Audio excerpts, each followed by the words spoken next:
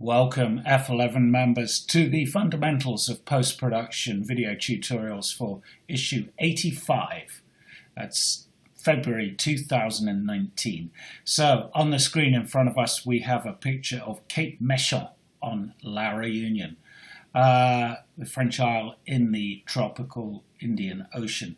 A beautiful evening. I used the 17mm tilt and shift lens on my Canon 5 DSR here, and what I've done is I've taken two images, one looking with the shift lens dropped down to incorporate the angle of view looking down, and one with it angled up somewhat, or shifted up I should say, to incorporate the clouds that drifted in just as the sun was dipping down there.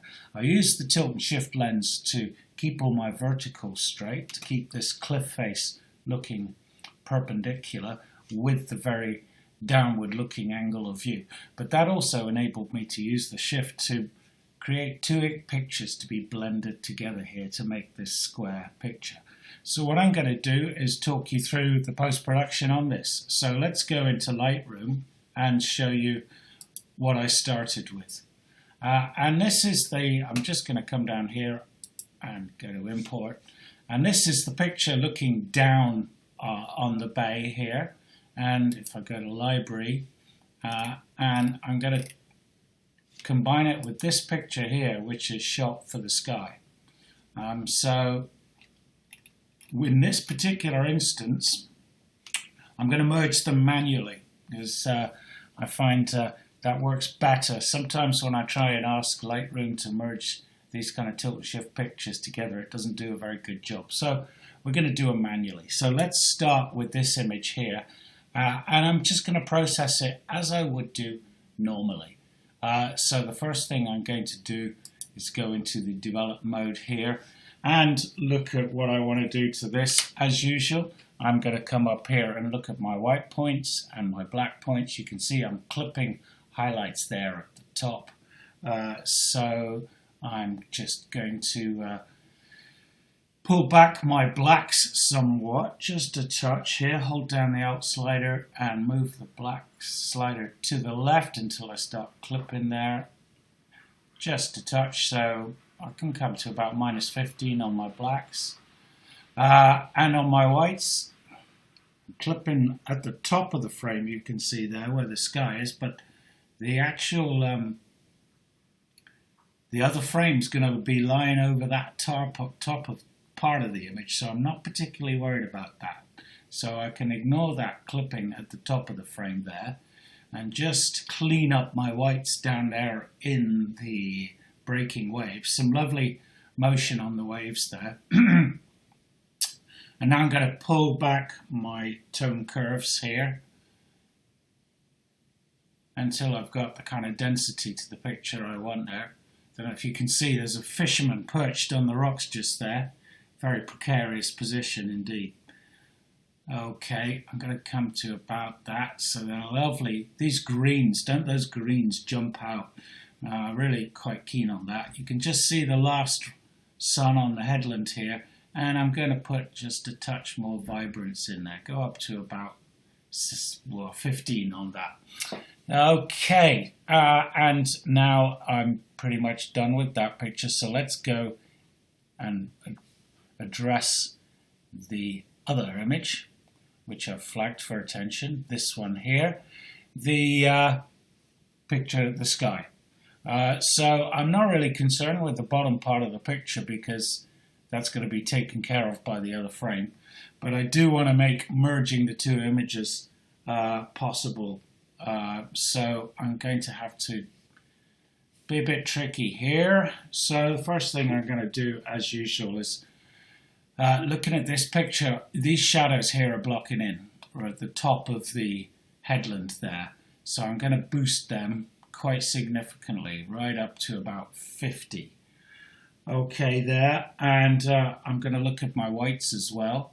Just bring those up a touch. I don't want to clip any, but at the same time, pull those whites back there.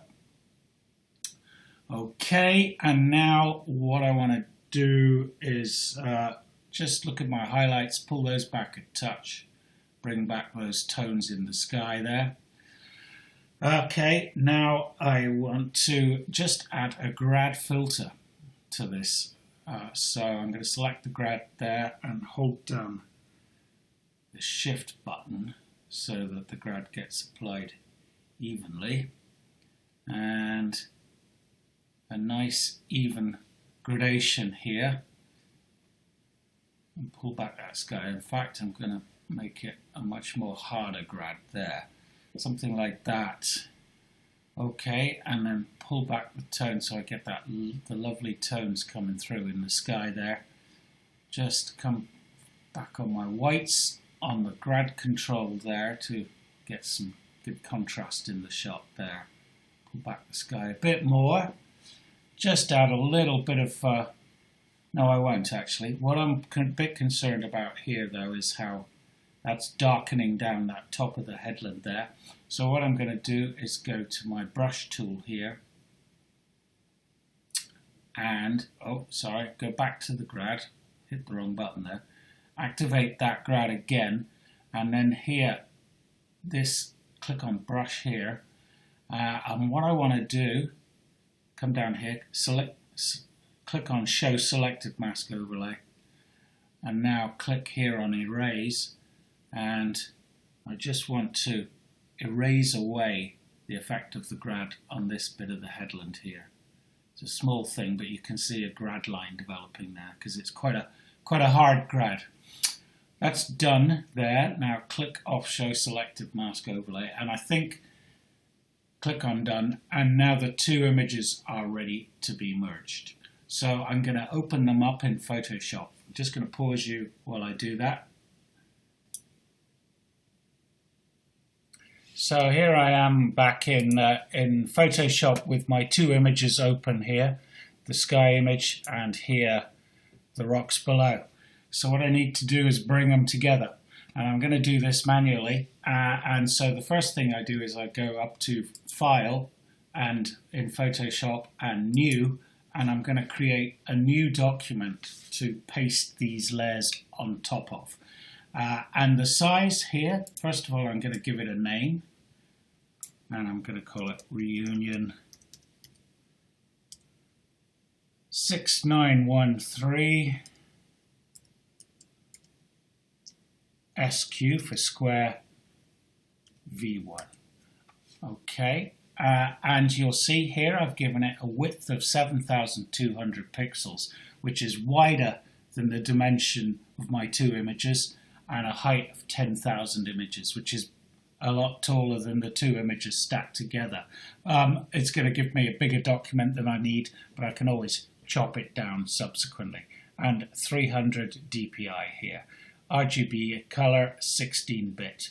Okay, so I'm going to create that, and there's my new document, completely empty. So the first thing I'm going to do is take my image of the rocks here, and using my actions here, I'm going to select, cut and close, and then paste it straight into the white document there.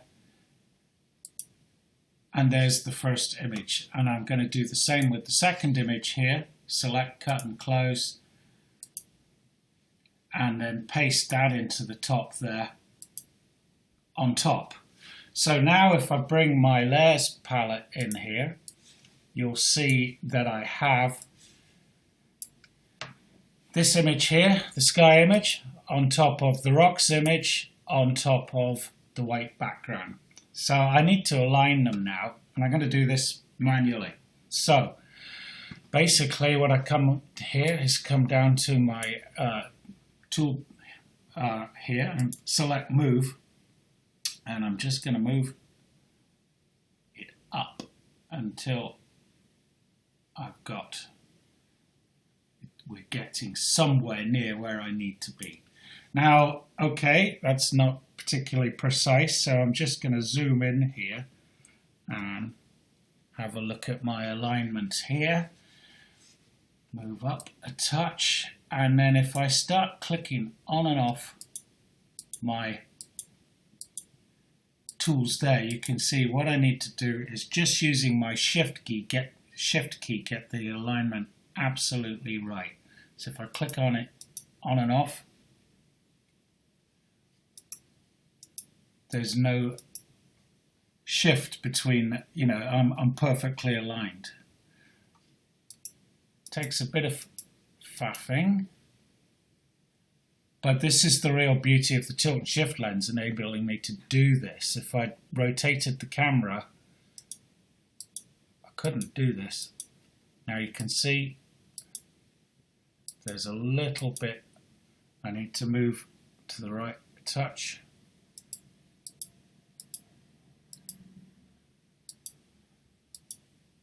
I'd say that's it. That's it. Wouldn't you? Okay, so now what I need to do is zoom back out again, and we're just going to use layer masking as we do normally to merge these pictures. So what I'm going to do is select the top layer here, select my lasso tool, and now just move along the top here, something like this. And then I'm going to use layer masking to move these to merge these together. I've got an action to do this. Mask with a feathering of, quite a soft feathering I would say, of 500 pixels there. So I'm going to run that. And there it's come together quite nicely. Okay, let's just zoom in and have a look at how this looks. There's a little bit of darkening of the rocks there at the top, but I can live with that actually. Let's move these out of the way. Zoom back out. I'm thinking that actually I'm going to darken down this area of the rock rather than lightening this top area. So I come to layer 1, select the sort of this area of the image. Just go around that bright part of the water there. Now I'm going to feather that selection.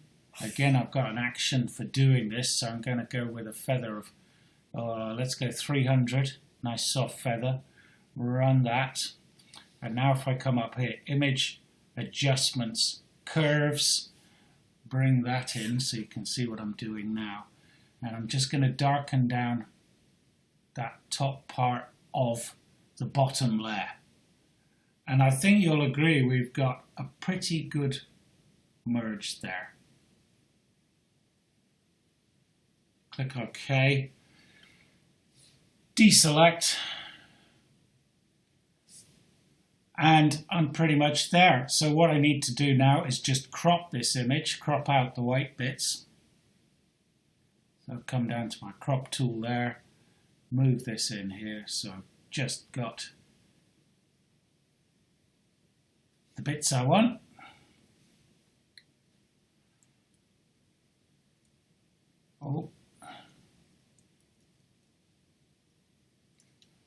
Okay, and crop out that and that, hit return, zoom in, et voila. Now, as you can see, I've got a bit of an issue here with, because I was using maximum drop shift, you can see what I've got down here. I've got a bit of vignetting occurring in the bottom left hand and right hand corner of the image. So, how to deal with that? Select that layer, and now come along here, select lasso.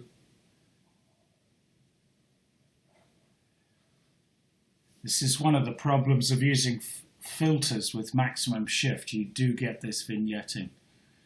Okay, so I'm now just going to go, I've got another action here, expand and fill, using content aware fill to fill in that area of the image. And let's see how it does that pretty well. Couldn't fault that really. And let's do the same down here. Expand and fill. It just expands that selection by about 100 pixels and then fills in there. Not quite so good on that corner. I'm going to have to play with that. But I think you get the gist of what we've done here, using a tilt-shift lens to merge images together to make a square picture. And in this particular instance, I think it's worked really well. Okay, we'll see you in part 2 of the fundamentals of post-production. Thank you.